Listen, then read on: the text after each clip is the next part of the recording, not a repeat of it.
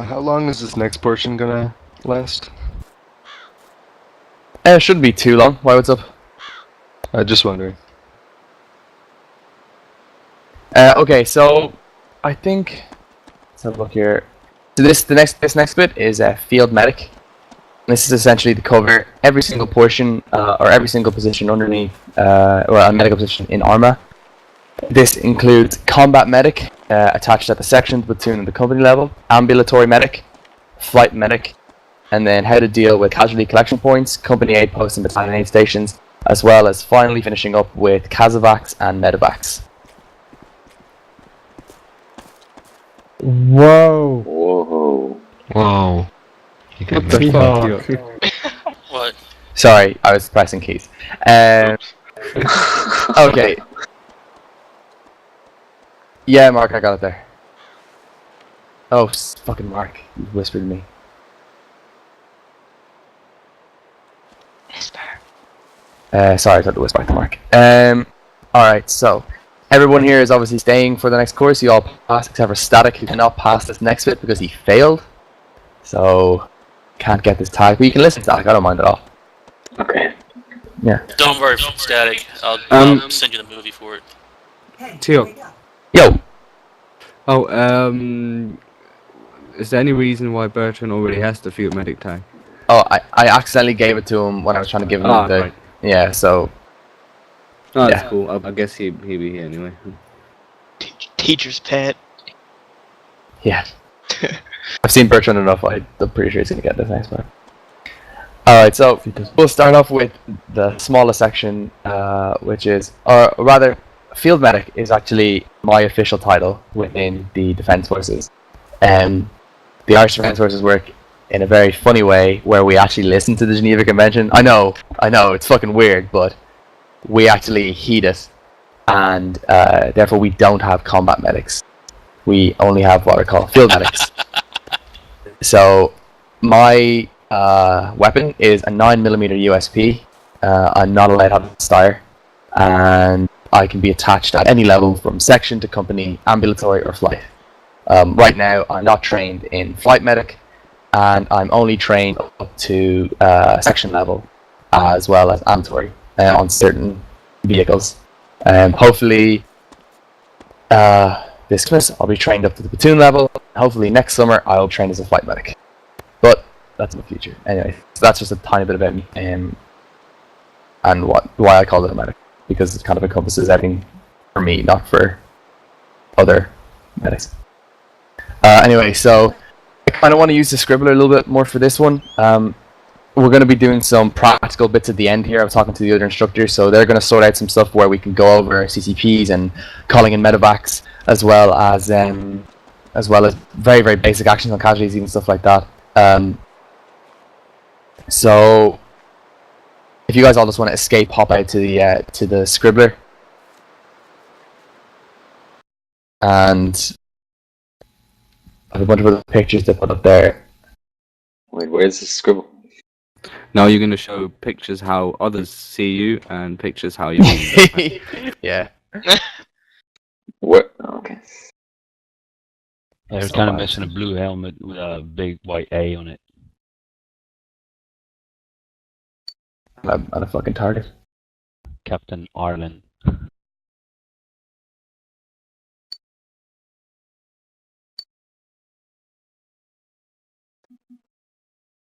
Oh yeah, cover your eye if you're still under 16 or whatever. I'm scared then. So there's a few pictures up there. The top one is obviously just some fucking artistic stylized one. The one on the middle left is in the inside of, I think, a UH-60. I'm not sure if it's a medevac version. It looks like a jerry-rigged fucking Black Hawk just hanging IV bags off the ceiling. But then again, I've only ever seen the professional medevac Black Hawks, which have like stretcher bays and fucking trauma centers fucking built into them. This one could be something classified as a medevac by the US Army. We'll go over the different classifications later. The one in the middle right is what a flight medic, a US Army flight medic looks like, or USA, whatever the fuck they are. They look badass. And then the one at the very bottom is actually Irish Defence Forces. that is what an ambulatory medical team would be. That to the right there is a Moag Piranha 3H medical one, outfitted with stretcher bays and trauma center, and all around there is the Kazakhstan team, as well as some officer pretending he knows what he's doing. In reality, he doesn't. Piranha. Yes, it is Piranha. All right. Moag Piranha. So we The are. Brazilian one. That one's Picture you. the bottom one's the Irish Defence Forces. Oh, I meant the. How's that? The IFVs that go? Yeah, the infantry fighting vehicle. Yeah. The Moag Piranha is Brazilian is manufacturer. Is Moag Brazilian? No. I think it is. No. I could have sworn it was Swiss. what's it called? Yeah. It is Swiss. The name is Portuguese. Wait, there's something wrong with this picture here. This is a photo taken in Ireland and it's not raining. It's one of our rare days of non-raining. He's lying. Very He's sure. been photoshopped. How white they are. Yeah, so as I said, we'll start off with the shortest section, and the shortest section is a very, very possible but unlikely event of being attached at section level as a combat medic. So sometimes you can be attached within the squad. So some mission makers put medics within squads. They're full-blown medics. Other times you might just be detached from the platoon section to cover a section. So that's what we would call it when in the Defence Forces, if you're with a section, you're covering a section. So obviously the most important thing to remember here is that a combat medic is a rifleman first, nothing else. So in firefights, it is you are in charge of your own safety. You need to use your rifle. You need to fight essentially. You're not to go out and just start healing people randomly. You're supposed to remember your accidental casualty, and you're supposed to always act as a rifleman first. However, there is a small little note underneath that that you need to be very conservative. So if you're attached at the section level, you do not go in and breach a building. You do not be on point ever. You don't do anything which would essentially get you killed. So you'd be in the middle of the squad formation most of the time, and obviously you will need to return fire if you get into that situation. But you need to be very, very conservative in doing so. Don't let a squad leader push you around. The other two things that you need to remember is triage, which I'll cover later in full, but taking control. If there is a casualty situation, now I don't want to speak for other militaries, but in the Defence Forces, if there's a medical situation, the first medically trained person on the scene controls that situation. So I'm a private, 2-star private. I can tell a sergeant to fuck off. I can tell a lieutenant to please leave, sir. I can tell anybody in the vicinity to help. I can tell anyone if you need to leave. Essentially, if you are trained in medical aid, as you will be in this game if you're playing as a medic, you have the ability to take control of the casualty situation and tell people to fuck off. This is normally because squad leaders have generally no idea how to deal with casualties. People might be clustering. So as a platoon medic, if you're at a casualty situation within your section, remember, don't be worried to use force and tell people to get out of the way. Very, very simply. Thanks, Zach. I mean, if anybody knows of other armies how it might work, I'd be very happy for you to let me know now, actually, if that's the same in other armies where medical personnel will take control of a medical situation. Does anybody know? Not for us. No. The only reason I know behind it is that normally officers who have no idea what they're doing generally tend to make situations worse. So our officers are medics as well, so it might are play they? into it. Yeah, usually. Well, medic-y, you know. Yeah, it's impressive actually. I was told it was the same in the US Army, that a 6-8 whiskey which is the designation for a medic in the US Army, can tell other people to politely leave them alone if they're an officer, or to get out of their way if they're not an officer. Because obviously they know what they're doing and they don't need some officer ordering them around when they're trying to save a life. But that bit's obviously very, very short. It can happen, but it's very rarely. More importantly, you'll be attached at the platoon level. So you're a platoon medic. So one of your main jobs at platoon is to assist the platoon leader in medical procedures and strategies. So this is passing down the procedures you want to squad leads, through your platoon sergeant, to your platoon leader, reminding people how to deal with casualties, reminding people what to do in specific.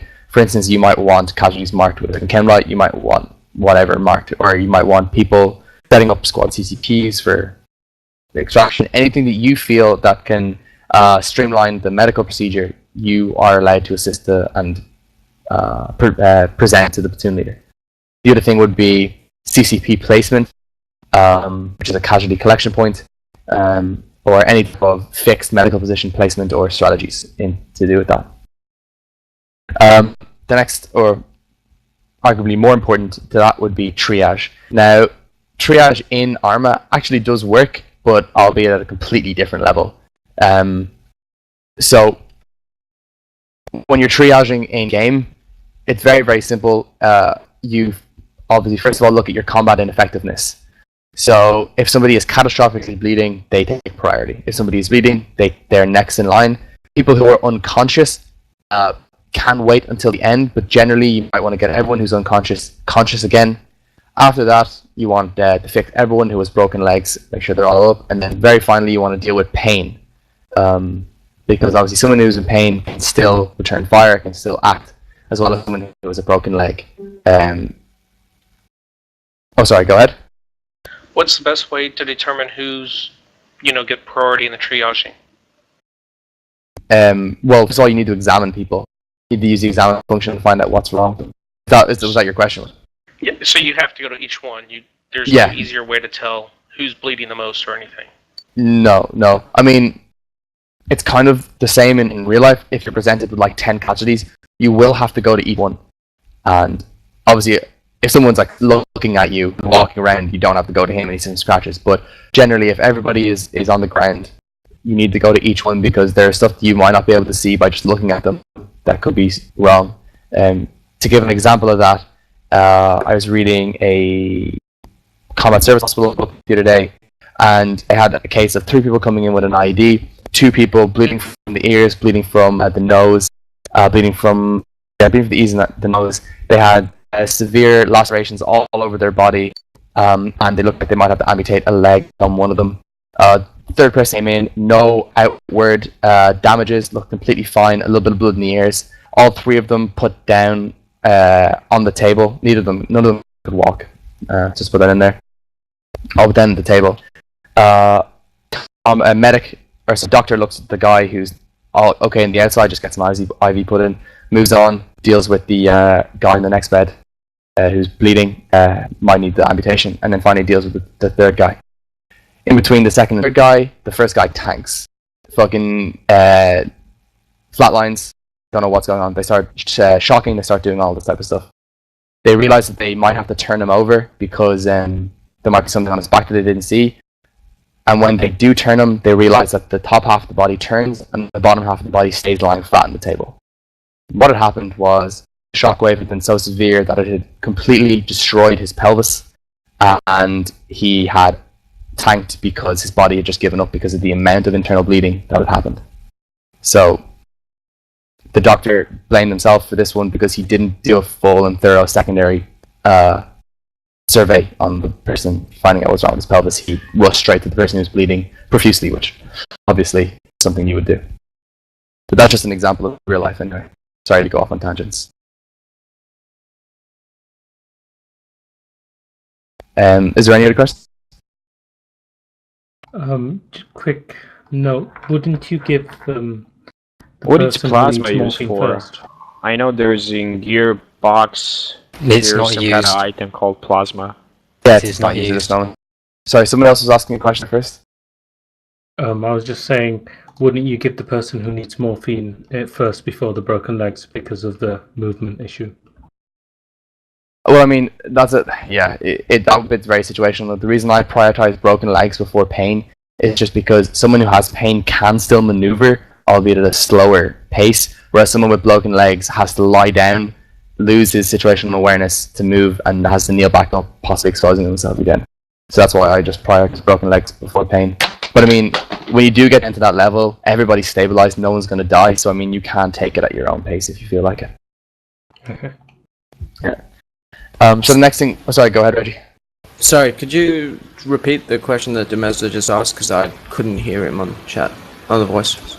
He just asked, would you not prioritize pain over broken legs because people who have pain will pass out? Okay. Yeah. Obviously, that just thinking of it now, that actually, if you can control them well enough, pain will not be a factor. If you can't control them, they're going to be moving around too much and they will pass out. So if you think that the people are a bunch of idiots and will get themselves knocked unconscious, then I would prioritize pain over broken legs, because that means that's one extra step you need to put in. But generally, you should be able to control them enough to where they will stand still and not do anything. So after combat and effectiveness, the next thing you want to look at is rank. Because this is a game, we don't have to worry about other things. So we obviously want to get your platoon leader up first, company leader up first, followed by your squad leaders, your vehicle commanders, followed by your fireteam leaders, followed by your squad members and vehicle crew. So highest rank, lowest rank is what you want to get up first to last. Another thing to consider when you're triaging, which doesn't really come up as often unless it's a longer mission, is your medical supplies. If you're very, very low on medical supplies, you're going to have to triage who's going to get epinephrine, who's more important, who's going to get bandaging, if you can spare enough bandages, all this type of stuff. If you're using too much bandages on somebody, you might need to consider leaving him, because using too much bandages on him will mean other people who just need one will die because you won't have enough to give them. And to give you guys a quick idea of what the triage system is, we have 3 different systems. We have T1 through T5, we have red through black, and we have immediate through expected. Now they are all exactly the same, just different designations. Different semantics is what I'm trying to say. So T1, also known as red, also known as immediate, means that this person is going to die within 1 to 2 hours and needs immediate medical aid. T2, or yellow, or immediate, or sorry, delayed, means this person can wait roughly around 6 hours before being moved to a medical facility and getting more advanced treatment. T3, which is green or minimal, is our walking wounded. People who can basically move themselves, there's no danger to life, they are pretty okay when it comes to the triage system. After this, we have T4, which is also known as blue or expected. Now, T4 is the worst of the triage chart. You never want to have a T4. A T4 is somebody who's going to die, and there's nothing you can do about it. And spending time on them would be irresponsible, because people who are in T1 and T2 would die because of it. So that's essentially someone who, let's say you're on the field, has amputated 2 limbs. Nothing you're going to do is right, so that's my password.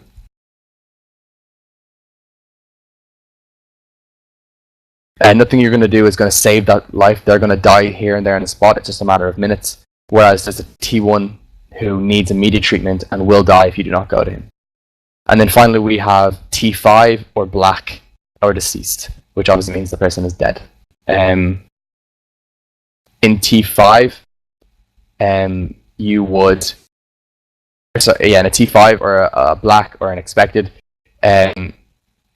you're actually supposed to obviously care for them, due care with the body and stuff like that. In game, it doesn't really matter. If you have the option to put them in a body bag, that's fun. Oh, it looks cool.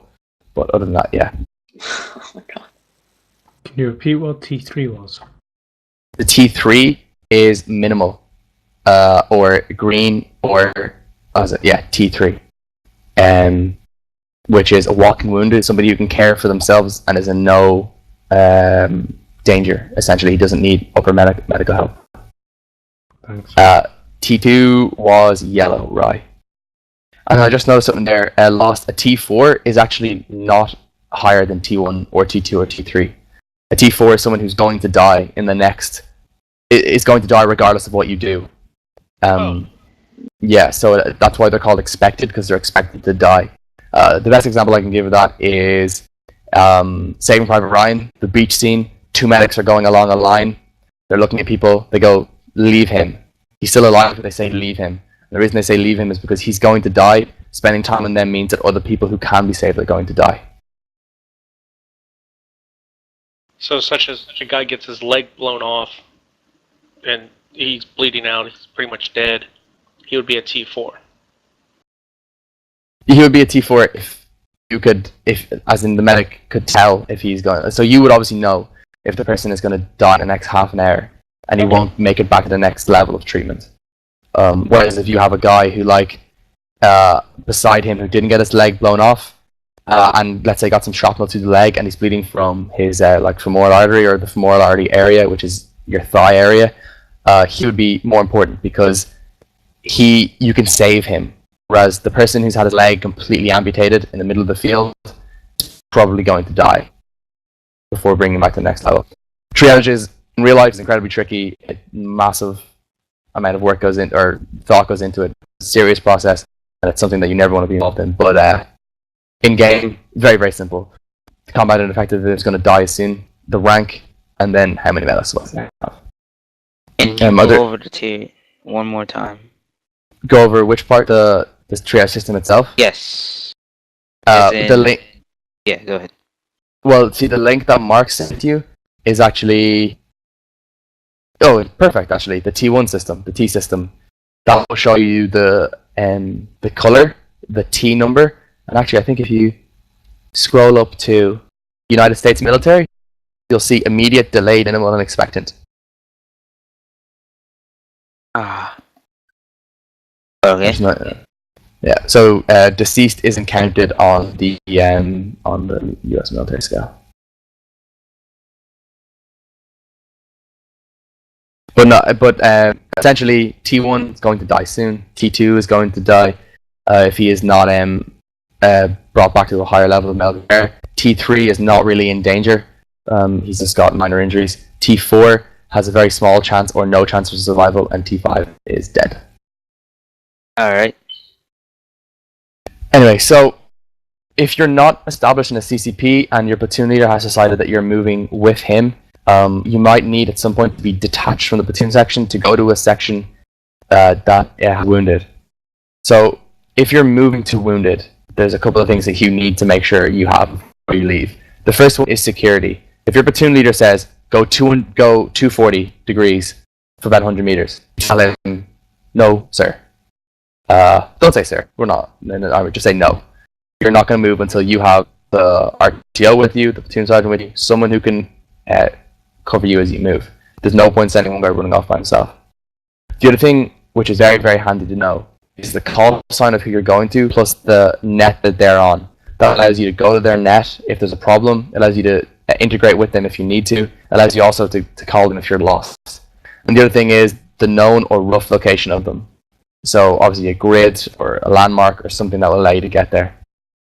The other thing is extracting the wounded. So if for some stupid reason you've been told to go to a squad which is currently at the front of the line, you should never begin treatment at the front of the line, ever. You should always have the casualties move back to a temporary CCP or somewhere where it's safe to provide a more advanced care. You'll do this in tandem with the wounded people's buddies or the CLS of the squad. And the other thing, and the final thing about working in the platoon is the platoon sergeant's team. So in a real, in the US military, the medic attached to the platoon level always works with the platoon sergeant. So the platoon sergeant has a team, a medical team, and he will be essentially in charge of you. You'll move from CCP to CCP. He'll be your security if you're moving. And on top of that, there could be stretcher bearers attached to you within that team. And if you're using stretcher bearers, it's important to remember that stretcher bearers aren't medics. You're the medic. They'll probably be trained to CLS level. In real life, again, they might have the same ability as you, or they might not. But using them is when you're moving out to a position, you and the platoon sergeant and any non-stretcher bearers will hold at some sort of a CCP that you set up, and the stretcher bearers will then be detached to bring casualties back to you. Very simple, common sense stuff. So is there any questions on platoon medic or anything along the platoon level? I'll get to CCPs later on. I have a question for triage that we went by. Yeah, sure. How do we triage for medics, other medics that are injured? Well, yeah. If somebody who actually I left that out of the list completely. Thanks for running me. If somebody who is down, who can provide medical care at the same level as you can, then get him up first. Obviously, it's better to have 2 people than 1. Thanks for reminding me. I'll actually have to put that in.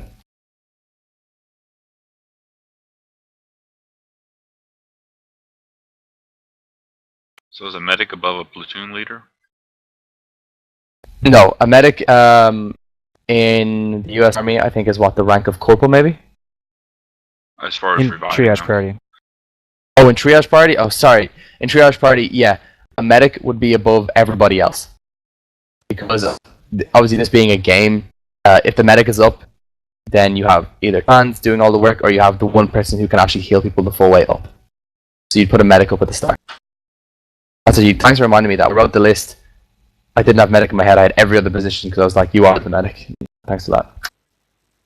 I just like to say, obviously, you have to consider if it's going to take you half an hour to get that one medic up, and in the meantime 10 other people are bleeding out, you're gonna care about the 10 people are bleeding out first. Yeah, if the medic's not going to be combat effective, then forget him. Yeah, essentially. The other thing to keep in mind with the medic is that, like in real life, if you just pop epinephrine into a medic, he'll become conscious and he'll be able to fix himself the full way without your help. Which is always just something to keep in mind, because as soon as a medic is conscious, he'll be able to stop his bleeding to the full extent, as well as even put a first aid kit on him and morphine and everything. Oh yeah, I have a question here. Yeah, shoot.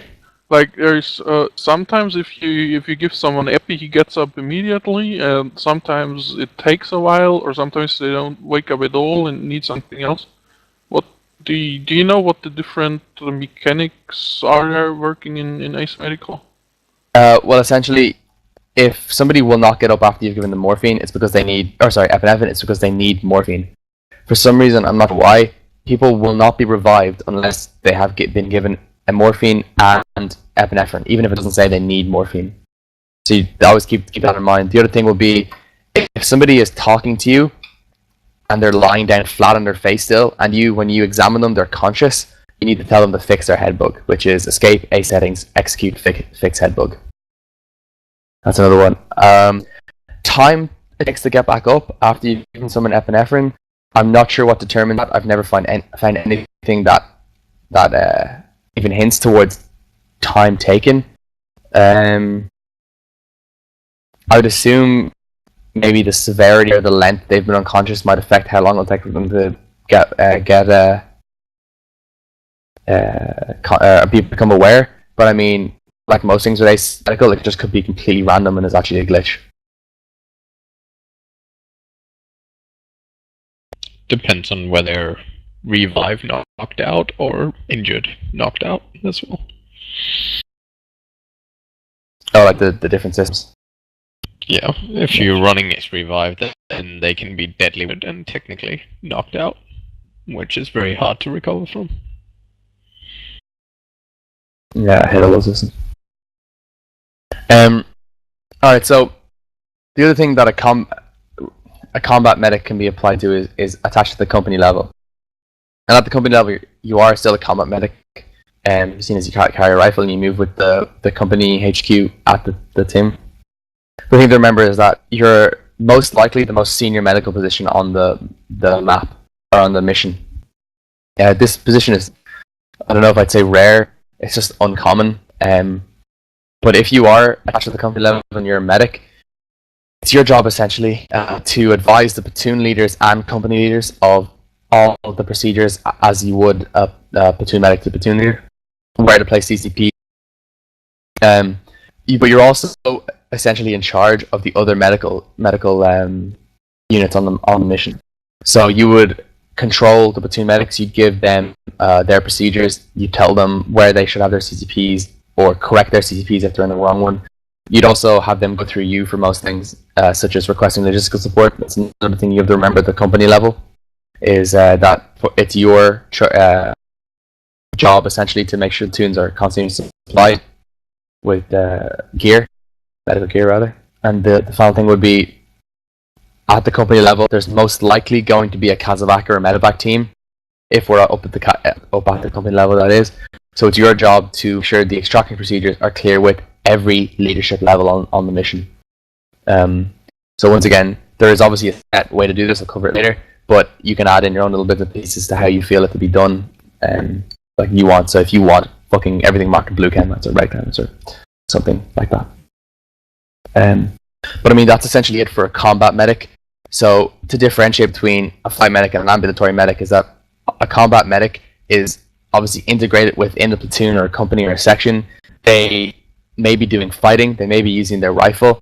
They are riflemen first, and they're trained up to that level. That's the difference between a flight medic and an ambulatory medic, who obviously aren't within the platoon shooting people. So before I move on, does anybody have any questions in regards to combat medics at the section, platoon, company levels, or anything on that line? Yeah, I got one. Yeah, shoot. If I'm, say, a platoon medic, and we're still in the briefing, can I pre-designate CCPs? Like, first squad, your CCP is, say, 50 meters south or 100 meters south of the town of so-and-so, or will the squad leaders always designate the CCPs?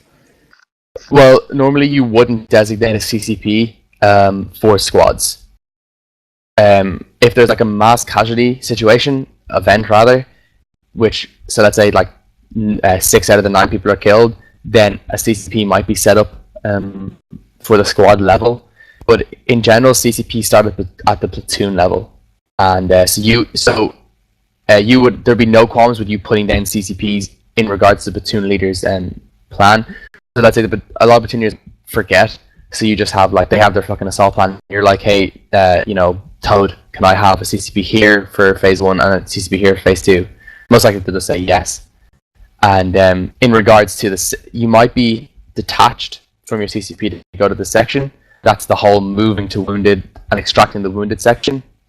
But most likely, and the correct way to do it, is at your CCP, the platoon sergeant, along with his team, will move to squad level casualties and bring them back to you.